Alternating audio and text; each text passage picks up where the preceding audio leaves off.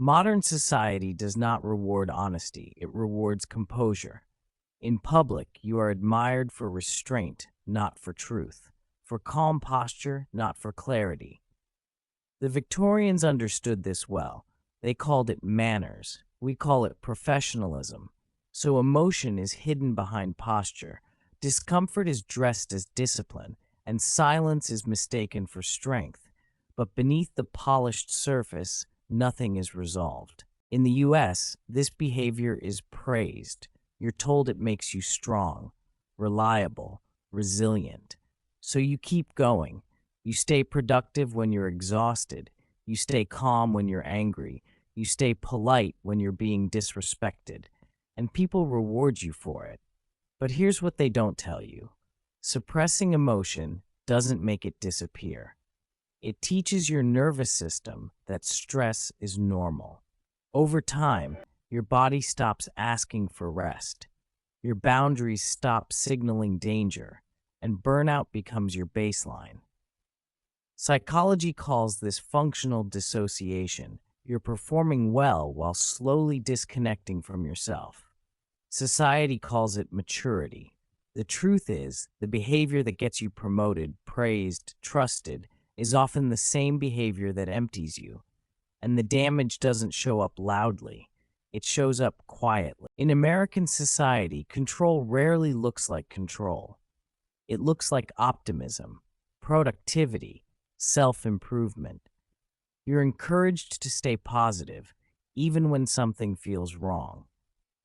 Psychology shows that constant positivity can suppress critical thinking.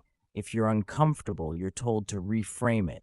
If you're exhausted, you're told to push through. Over time, people learn to manage feelings instead of questioning conditions. Stress becomes normal. Pressure becomes identity. Burnout becomes a personal flaw, and the system stays untouched. The most effective control doesn't force behavior. It teaches people to police themselves. And when control feels like choice, it's almost invisible. This is why Americans feel stuck. You're taught that progress is personal. Work harder. Improve yourself. Stay motivated. So when life doesn't move forward, you assume you're the problem. Psychology calls this internalized pressure, when structural stress gets interpreted as personal failure. Long hours are praised. Constant availability is expected. Rest has to be earned. So instead of questioning the system, you optimize yourself to survive it. Burnout becomes a mindset issue. Anxiety becomes a motivation problem. Exhaustion becomes a lack of discipline. The trap is subtle.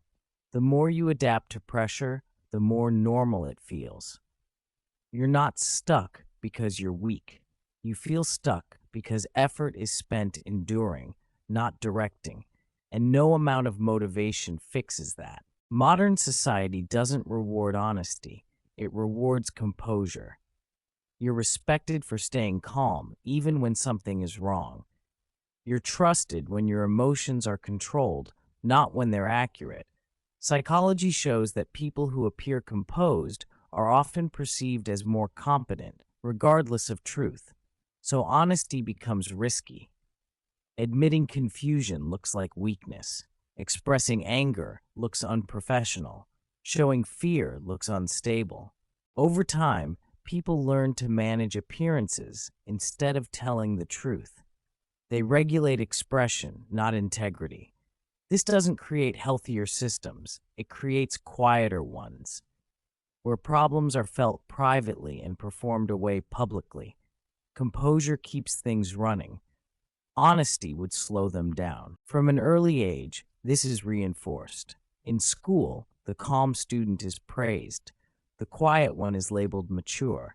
The emotional one is difficult. The message is subtle but consistent. Feel whatever you want. Just don't show it. Psychology explains why this works. Humans associate emotional regulation with competence and authority. When someone appears calm, our brains assume they're in control, even if they're wrong. Studies show that people who display composure are rated as more intelligent, more reliable, and more leadership worthy, regardless of the accuracy of what they're saying. So honesty becomes conditional. You learn quickly that how you speak matters more than what you say. If you express frustration, you're told to be professional. If you show anger, you're told to calm down. If you speak honestly about exhaustion, you're told to push through. Over time, people stop asking, "Is this true?" and start asking, "Does this look controlled?" That's not emotional maturity. That's emotional suppression with good branding. In the workplace, this becomes currency. The employee who stays calm under pressure is labeled dependable.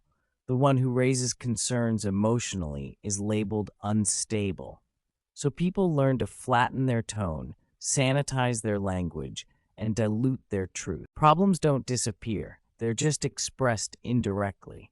Passive emails, polite resentment, burnout with a smile, and the system keeps moving. This isn't accidental. Large systems don't survive on honesty, they survive on predictability. Composure is predictable. Honesty is not. Honesty disrupts timelines, it slows momentum, it forces accountability. Composure keeps things efficient. That's why honesty is praised in theory, but penalized in practice. Be honest, as long as it doesn't make anyone uncomfortable. Speak up, as long as you sound calm doing it. Be yourself, as long as yourself is manageable. So people split in two. There's the internal experience, stress, doubt, frustration, fear, and the external performance, confidence, clarity, calm. Psychology calls this emotional dissonance, holding two conflicting realities at once. And the longer you maintain it, the more exhausting it becomes. But here's the deeper problem. When honesty isn't rewarded, people stop trusting their own signals. If anger is always inappropriate, you stop listening to it. If discomfort is always framed as weakness, you ignore it. If exhaustion is something to push through, your body learns silence. Eventually, composure becomes automatic. You don't choose it anymore. It chooses you. This is how people become high-functioning and deeply disconnected at the same time. They perform well. They succeed externally. Society interprets this as a personal issue. You're told to meditate more, optimize your habits, improve your mindset. But the issue isn't mindset. It's the environment rewarding restraint over truth. This is especially strong in American culture. Independence is praised. Self-control is idealized. Emotional expression is tolerated, but only in controlled doses. Sometimes I just want to shout out my frustrations. You're allowed to be honest as long as you recover quickly, as long as you don't linger, as long as you don't disrupt momentum. So honesty becomes performative too. People learn to share safe honesty, curated vulnerability, polished struggle, lessons learned, not pain in progress. This creates the illusion of openness without the cost of real honesty, and everyone plays along because real honesty is risky. It can make you look unstable, unprofessional, unprepared. Composure protects your image, honesty threatens it, and in a society built on perception, image often wins. But there's a consequence. When composure is always rewarded, truth becomes private. People stop naming what's wrong. They stop correcting systems. They stop challenging dynamics. They adapt instead. And adaptation is praised as resilience. But resilience without relief is just endurance. The most composed people in the room are often the most exhausted. They're not calm because they're okay. They're calm because they've learned that emotion has consequences. So they regulate constantly. Tone, facial expression, body language, word choice. That level of self-monitoring creates control, but it also creates distance from others, from themselves, and eventually, composure stops being a tool and becomes a cage. Here's the paradox. Society says composure equals strength, but psychology shows that long-term suppression weakens emotional processing. People become less aware of what they feel, less accurate in decision-making, more reactive under pressure, because unexpressed emotion doesn't vanish. It accumulates, and when it finally surfaces, it comes out all at once. Burnout, sudden withdrawal, explosive anger, total disengagement. Then society acts surprised. What happened? They seemed so put together. That's the cost of rewarding composure over honesty. The system doesn't break loudly, it fractures quietly. So the question isn't whether composure has value, it does. The question is what happens when it becomes mandatory. When calm is expected at all times, when honesty must be filtered, when emotion is only acceptable after it's been neutralized. That's not emotional intelligence. That's emotional compliance. And it works until it doesn't. Modern society doesn't reward honesty. It rewards composure. But the price is paid internally, and eventually someone pays it anyway. The only question is whether it's acknowledged early or ignored until it becomes unavoidable. When composure becomes the default, honesty starts to feel dangerous. Not because it's wrong, but because it's unpredictable. Honesty introduces uncertainty. It forces pauses. It demands response. And modern systems don't like pauses. They like consistency. They like smooth operation. They like people who can absorb pressure without slowing anything down. So composure becomes the signal, not of health, but of compatibility. If you can stay calm under pressure, you're seen as reliable. If you can hide discomfort, you're seen as professional. This creates a silent hierarchy. At the top are those who can suppress the most while still performing. Not the most honest, not the most ethical, the most regulated. Over time, people learn which emotions are acceptable and which ones cost social capital. Confidence is allowed. Sadness is tolerated briefly. Anger is risky. Fear is disqualifying. So fear becomes silence. Anger becomes sarcasm. Sadness becomes productivity. Psychology calls this emotional substitution, when one emotion is replaced with another that's more socially acceptable. The feeling doesn't change, only the expression does. This is how people become experts at explaining themselves calmly while falling apart internally. And because composure looks like strength, no one intervenes. You're praised for handling it well, for being low drama, for being easy to work with. No one asks what it's costing you. Over time, honesty starts to feel selfish. You hesitate before speaking. You edit yourself mid-sentence. You wonder if saying the truth will make things awkward. So you say less, or you say it softer, or you package it carefully. Eventually, you don't even notice how much you're filtering. This isn't self-awareness, it's self-surveillance. You're constantly monitoring tone, expression, timing, wording. That level of control creates distance, not just from others, but from your own experience. You start to feel emotions later than they happen, or not at all. This is where numbness enters. Not because you don't feel, but because without expression trains the brain to shut down signals.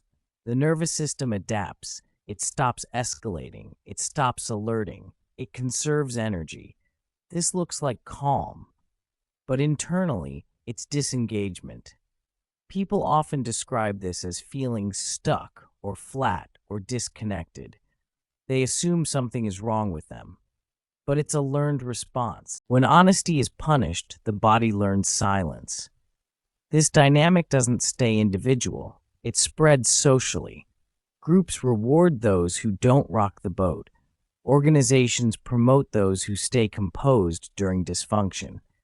So systems become quieter, not healthier. Issues aren't resolved, they're absorbed. And the people absorbing them are praised for resilience. Until they burn out. And when they do, it's framed as personal failure. You didn't manage stress well. You should have spoken up sooner. You need better boundaries. But boundaries don't work in systems that reward compliance. Honesty doesn't work in environments that punish disruption. This is the contradiction. You're told to be authentic, but only within approved limits. You're encouraged to speak, but only if it doesn't create friction. You're praised for honesty, as long as it's calm, concise, and convenient. So people perform honesty too. They share vulnerability strategically. They admit struggles after they're resolved. They talk about pain once it's safe. This creates emotional theater. It looks real, it feels controlled, and it avoids the discomfort of actual truth. The danger isn't manipulation. The danger is normalization. When everyone performs composure, it becomes the base. Real emotion feels excessive. Direct honesty feels aggressive. Silence feels safer. So people withdraw. They stop expecting understanding. They stop expressing needs. They stop correcting misalignment. They adapt instead. Adaptation feels mature, but it has a cost. Over-adaptation leads to resentment. Resentment leads to disengagement. Disengagement leads to quiet collapse. This is why so many people feel exhausted even when nothing is wrong, because nothing is being said.